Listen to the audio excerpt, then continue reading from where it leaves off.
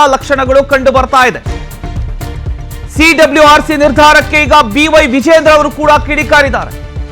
ನಾಳೆ ಮಂಡ್ಯದಲ್ಲಿ ಬೃಹತ್ ಹೋರಾಟಕ್ಕೆ ವಿಜಯೇಂದ್ರ ಅವರು ಕರೆ ಕೊಟ್ಟಿದ್ದಾರೆ.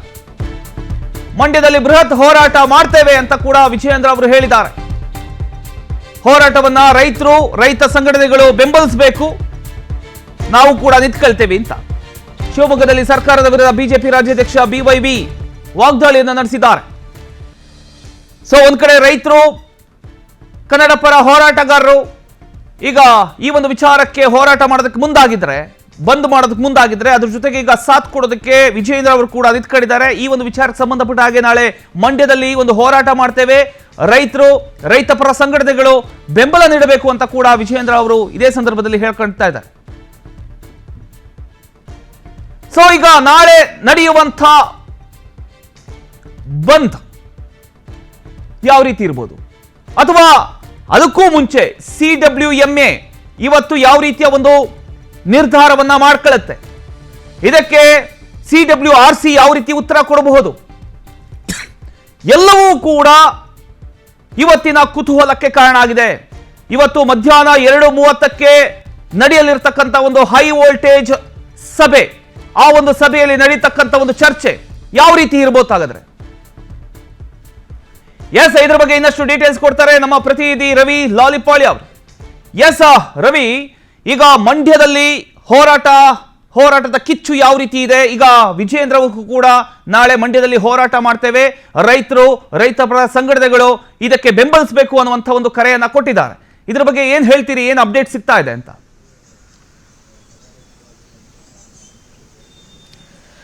ಎಸ್ ರವಿ.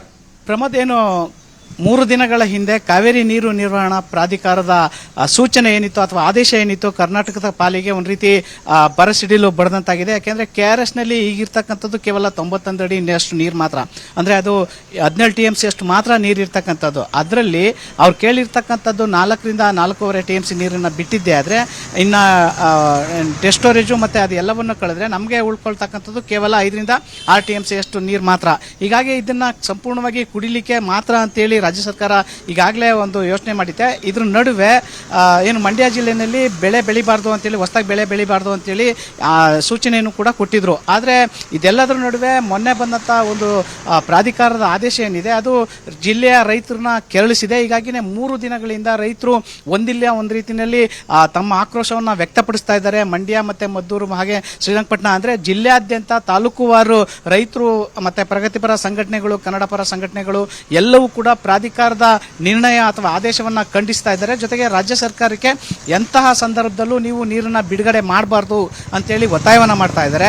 ಇದೆಲ್ಲ ಬೆಳವಣಿಗೆಗಳ ನಡುವೆ ಇವತ್ತು ಒಂದಷ್ಟು ಪ್ರತಿಭಟನೆಗಳು ನಡೀತಕ್ಕಂಥ ಎಲ್ಲಾ ಸಾಧ್ಯತೆಗಳಿದೆ. ಯಾಕೆಂದ್ರೆ ಇವತ್ತು ದೆಹಲಿನಲ್ಲಿ ನಡೀತಾ ಇರ್ತಕ್ಕಂಥ ಒಂದು ಪ್ರಾಧಿಕಾರದ ತುರ್ತು ಸಭೆ ಏನಿದೆ, ಆ ಸಭೆಯಲ್ಲಿ ಏನಾದರೂ ಮತ್ತೆ ರಾಜ್ಯದ ಪರವಾಗಿ ಅಥವಾ ರಾಜ್ಯಕ್ಕೆ ವ್ಯತಿರಿಕ್ತವಾದ ಒಂದು ನಿರ್ಣಯ ಏನಾದರೂ ಬಂದ್ರೆ ಖಂಡಿತವಾಗ್ಲೂ ಇಲ್ಲಿನ ಹೋರಾಟ ಮತ್ತಷ್ಟು ಭುಗಿಲೇಳ್ತಕ್ಕಂಥ ಎಲ್ಲಾ ಸಾಧ್ಯತೆಗಳಿದೆ. ಹೀಗಾಗಿ ರೈತ ಸಂಘ ಸೇರಿದಂತೆ ಎಲ್ಲಾ ಸಂಘಟನೆಗಳು ಮಧ್ಯಾಹ್ನ 2:30ಗೆ ಏನು ಪ್ರಾಧಿಕಾರದ ಒಂದು ನಿರ್ಣಯಕ್ಕೋಸ್ಕರ ಕಾಯ್ತಾ ಇದ್ದಾರೆ. ಒಂದ್ ವೇಳೆ ಈ ಹಿಂದೆ ಮೊನ್ನೆ ನೀಡಿದಂಥ ಆದೇಶವನ್ನೇ ಮತ್ತೆ ಎತ್ತಿಡಿದಿದ್ದೆ ಆದರೆ ಆಗ ಖಂಡಿತವಾಗ್ಲೂ ಉಗ್ರ ರೂಪವನ್ನ ತಾಳ್ತಾರೆ ಹೋರಾಟ. ಹೀಗಾಗಿ 2:30ವರೆಗೂ ಒಂದಷ್ಟು ಕುತೂಹಲವಂತೂ ಇದ್ದೇ ಇದೆ. ಯಾಕೆಂದ್ರೆ ಈಗ ಅಂದ್ರೆ 2-3 ದಿನಗಳಿಂದ ಒಂದ್ ರೀತಿಯಲ್ಲಿ ಶಾಂತಿಯುತವಾದ ಹೋರಾಟವನ್ನ ನಡೆಸ್ಕೊಂಡು ಬಂದಿದ್ರು. ಆದ್ರೆ ಇವತ್ತೇನಾದ್ರೂ ವ್ಯಕ್ತಿಗತವಾಗಿ ತೀರ್ಪೇನಾದ್ರೂ ಬಂದೆ ಅದು ಉಗ್ರ ರೀತಿಯ ಹೋರಾಟಕ್ಕೆ ತೊಳಿತಕ್ಕಂಥ ಎಲ್ಲಾ ಸಾಧ್ಯತೆಗಳಿದೆ. ಇದರ ನಡುವೆ ನಾಳೆ ಬಿಜೆಪಿ ನಿಯೋಗ ಏನು ರಾಜ್ಯಾಧ್ಯಕ್ಷರ ನೇತೃತ್ವದಲ್ಲಿ KRSಗೆ ಮುತ್ತಿಗೆ ಹಾಕೋದ್ರ ಮೂಲಕ ಪ್ರತಿಭಟನೆಯನ್ನ ಮಾಡ್ತಾ ಇದ್ದಾರೆ.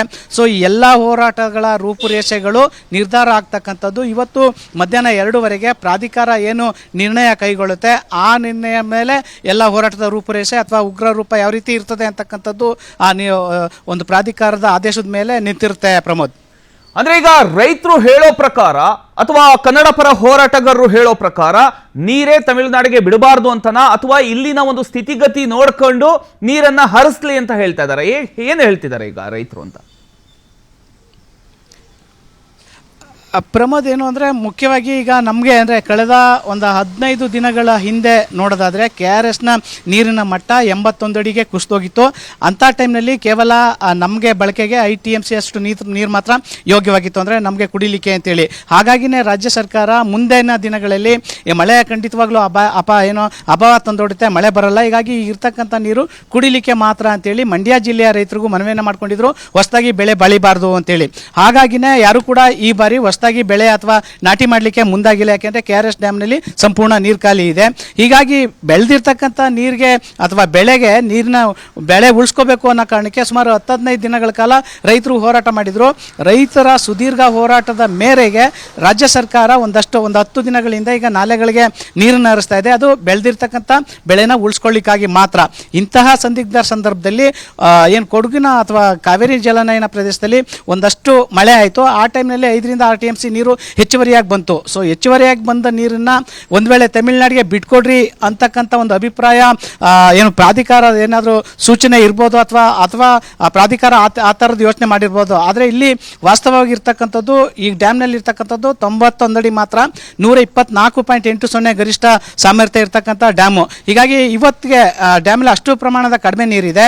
ಇಷ್ಟೊಂದು ಕಡಿಮೆ ನೀರನ್ನು ಇರ್ತಕ್ಕಂಥ ನೀರನ್ನು ನಮಗೆ ಬೆಳೆ ಬೆಳೀಲಿಕ್ಕೆ ನಾಟಿ ಮಾಡಬೇಡಿ ಅಂತ ಹೇಳಿದ್ದಾರೆ. ಇಂಥ ಸಂದರ್ಭದಲ್ಲಿ ಪದೇ ತಮಿಳುನಾಡಿಗೆ ನೀರು ಬಿಡ್ರಿ ಅಂತಕ್ಕಂಥದ್ದು ಎಷ್ಟು ಸರಿ ಅಂತಕ್ಕಂಥದ್ದು ರೈತರ ವಾದ. ಜೊತೆಗೆ ನಾವು ಯಾವುದೇ ಕಾರಣಕ್ಕೂ ತಮಿಳುನಾಡಿಗೆ ವಿರೋಧ ಅಲ್ಲ, ಜೊತೆಗೆ ನೀರನ್ನ ಬಿಡಬೇಡ್ರಿ ಅಂತಲೂ ಕೂಡ ನಾವು ಹೇಳ್ತಾ ಇಲ್ಲ. ಆದರೆ ಇಲ್ಲೇ ನೀರು ಇಲ್ಲದೆ ಇರತಕ್ಕಂಥ ಟೈಮ್ನಲ್ಲಿ ಇಲ್ಲೇ ಕುಡಿಲಿಕ್ಕೆ ಮತ್ತು ಬೆಳೆಗೆ ಹಾಹಾಕಾರ ಎದುರಾಗ್ತಕ್ಕಂಥ ಎಲ್ಲ ಸಾಧ್ಯತೆಗಳಿರುವಾಗ ಇರ್ತಕ್ಕಂಥ ನೀರನ್ನು ತಮಿಳುನಾಡಿಗೆ ಬಿಡ್ರಿ ಅಂತಕ್ಕಂಥದ್ದು ಎಷ್ಟು ಸರಿ ಅಂತಕ್ಕಂಥದ್ದು ರೈತರ ವಾದ. ಹೀಗಾಗಿನೇ ಪ್ರಾಧಿಕಾರ ಏನಾದರೂ ಸಂಕಷ್ಟ ಒಂದಷ್ಟು ಯೋಚನೆ ಮಾಡಿ ಅಲ್ಲಿನ ಒಂದು ತಂಡವನ್ನು ಕಳಿಸಿ ಇಲ್ಲಿ ವಾಸ್ತವ ಸ್ಥಿತಿ ಏನಿದೆ, ನೀರಿನ ಪ್ರಮಾಣ ಎಷ್ಟಿದೆ, ಅದರಲ್ಲಿ ಬಳಕೆಗಾಗುವಷ್ಟು ಎಷ್ಟು ಮತ್ತು ಸ್ಟೋರೇಜ್ ಎಷ್ಟು, ಈ ಎಲ್ಲವನ್ನ ಪರಿಶೀಲನೆ ಮಾಡಿ ಆ ನಂತರ ಒಂದು ನಿರ್ಧಾರವನ್ನು ಪ್ರಕಟ ಮಾಡಲಿ.